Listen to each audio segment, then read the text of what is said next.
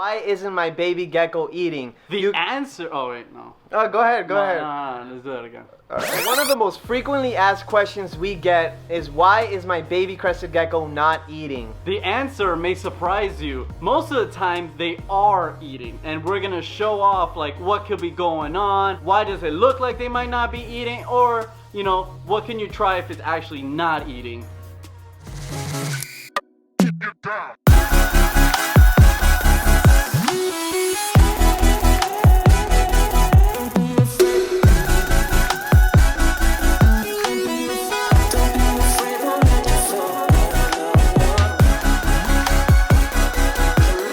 Alright, so like we mentioned, one of the most commonly asked questions we get is, help, my crested gecko is not eating. Most of the time, the crested gecko is eating. The only thing is, babies are like this big, their stomach is like this big. So a lot of times, you're not going to notice any food missing because it's such a small animal and it has an even smaller stomach. So that's why we like to do like things like put paper towels in a small enclosure that it's housed in. So if you find poop, you know it's eating. Good luck finding poop with like a eco-earth, bioactive setup. You know, you're not gonna see any poop, so you're not gonna really know if your gecko's eating. That's why we like to keep it simplistic with babies.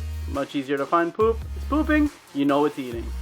So another one of the issues why you may think your gecko is not eating is because you're serving way too much food. This is a like 1.5 ounce container. Now if you see here, it's filled up all the way around, pretty much like a small layer of crested gecko food. For a baby, this is way too much. This is what I would feed like an adult gecko. This is what I would feed a baby. Literally just a little drop or 2 or 3 or 4 drops of crested gecko diet on the little corner, and I kind of tilt this on the side of the enclosure and they'll go in there and eat.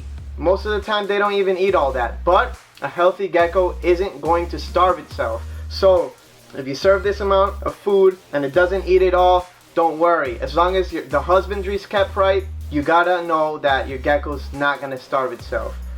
The main thing I tell people is to look out for poop, like Manny said earlier. Also, make sure the humidity and the temperature is right. Sometimes if it's way too cold, the gecko's going to slow down on its eating a lot more. You want to keep it for around 75 degrees for baby crested geckos, 75 to 78 degrees for juveniles, and the adults you could keep them up to like 84 degrees. But the best temperature in my opinion is around 78 degrees. That's like optimal temperatures. The babies, ideally you want to keep them a little bit colder because baby crested geckos can dehydrate a little bit quicker. 75 to 78, perfect.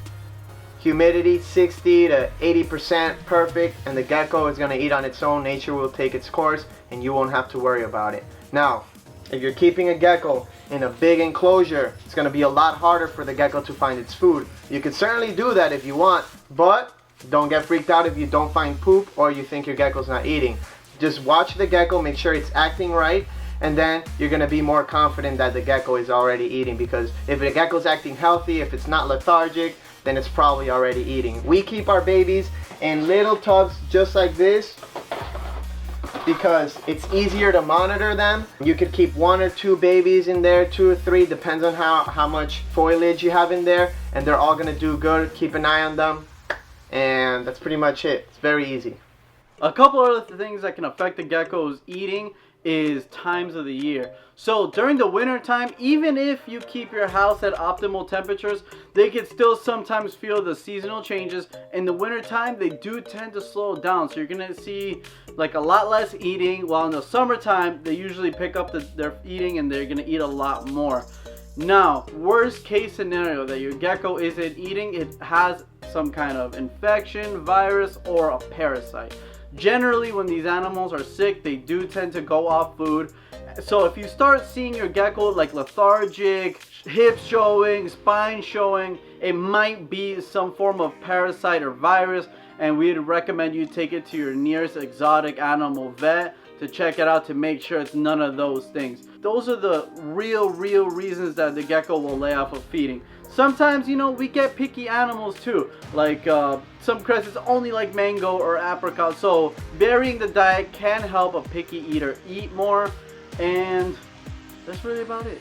So what people do a lot of the times when they get their new crested gecko and they think it's not eating is they will actually hand feed the baby crested gecko. Now, we have hatched and kept thousands of baby crested geckos and never once have I had to hand feed one. Sometimes, of course, you want to bond with your animal, you want to take it out, you know, hand feed it, make sure it gets used to you, get it a little bit more docile, and that's fine. But you shouldn't have to hand feed it for it to survive in the long run. So if you think that you have to do that, you probably don't. You just have to make sure the husbandry is right, like I was saying earlier. Temperatures, humidity, setup is right, and then the gecko will eat on its own.